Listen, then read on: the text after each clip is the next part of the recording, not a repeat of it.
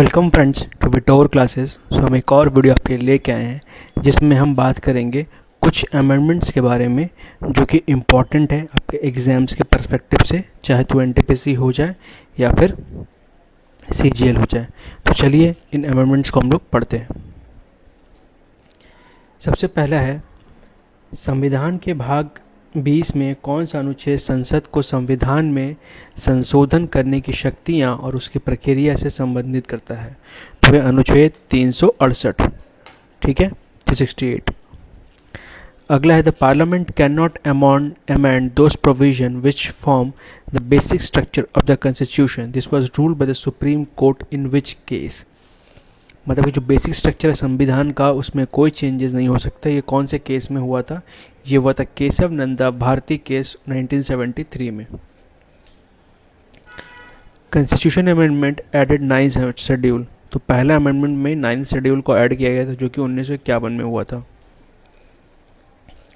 Which constitutional amendment made provisions for the reservation of seats for SC, ST and Anglo-Indians in the Lok Sabha and Legislative Assembly for a period of 10 years from 1960 to 1970?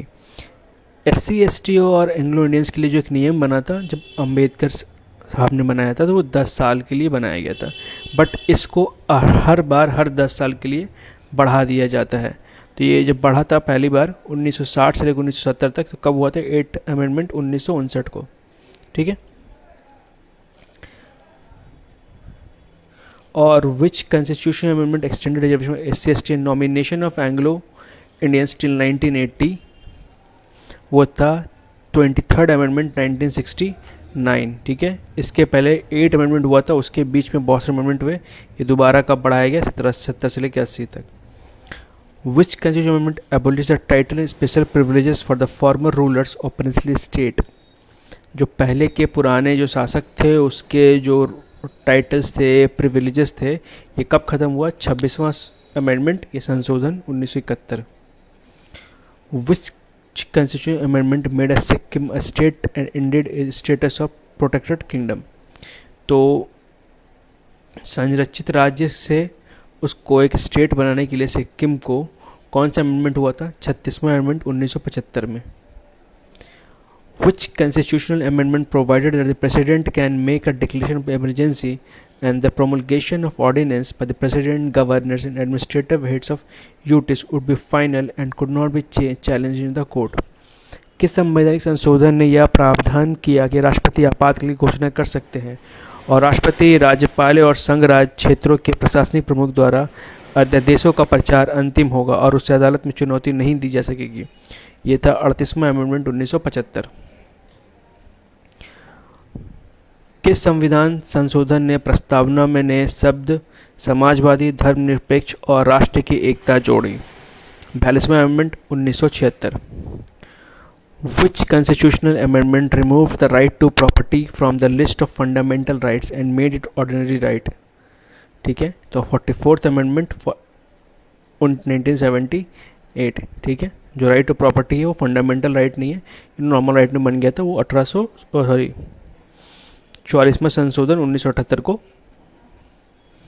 में हुआ था। किस संवैधानिक संशोधन ने मणिपुर और त्रिपुरा को राज्य और मिजोरम, अरुणाचल प्रदेश को संघ राज्य क्षेत्र के रूप में स्थापित किया? 27th amendment 1971।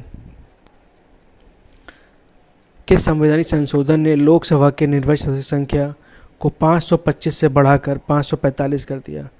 31वां अमेंडमेंट 1973। किस संवैधानिक संशोधन ने संपत्ति अधिग्रहण के संबंधित कानूनों को संवैधानिक सुरक्षा प्रदान की? 9th amendment 1960। किस संवैधानिक संशोधन ने 1958 के भारत पाक समझौते के बाद पाकिस्तान को कुछ क्षेत्रों में हस्तांतरण को प्रभावी बनाया? 9th अमेंडमेंट 1960, ठीक है।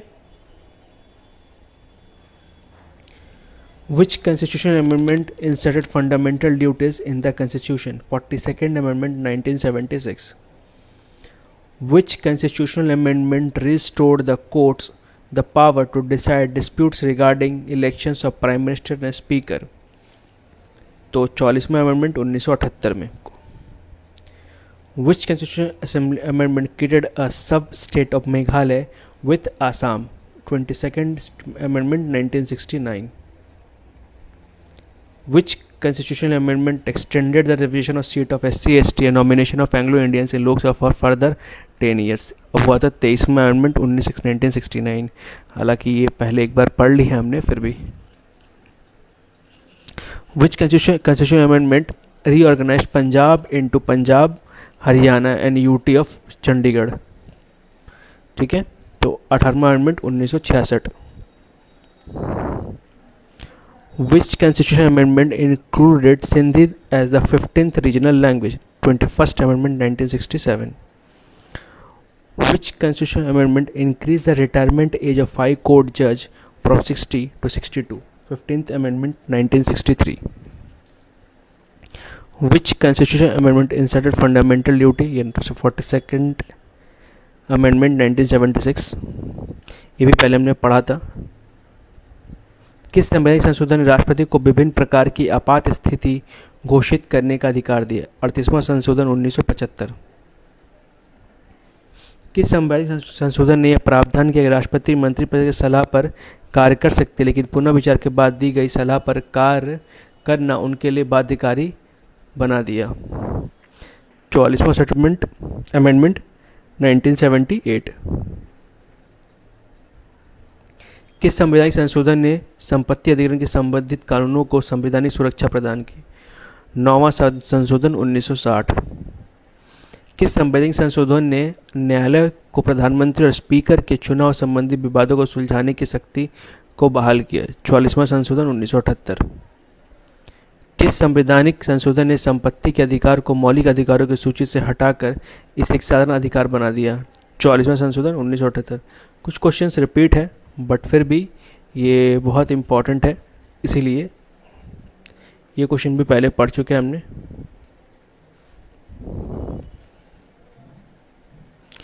किस संवैधानिक संशोधन ने यह प्रावधान किया कि राष्ट्रपति, उपराष्ट्रपति, प्रधानमंत्री और अध्यक्ष के चुनाव को किसी भी न्यायालय में चुनौती नहीं दी जा सकती? 39वां संशोधन 1975. ये बहुत इंपॉर्टेंट है ये सारे.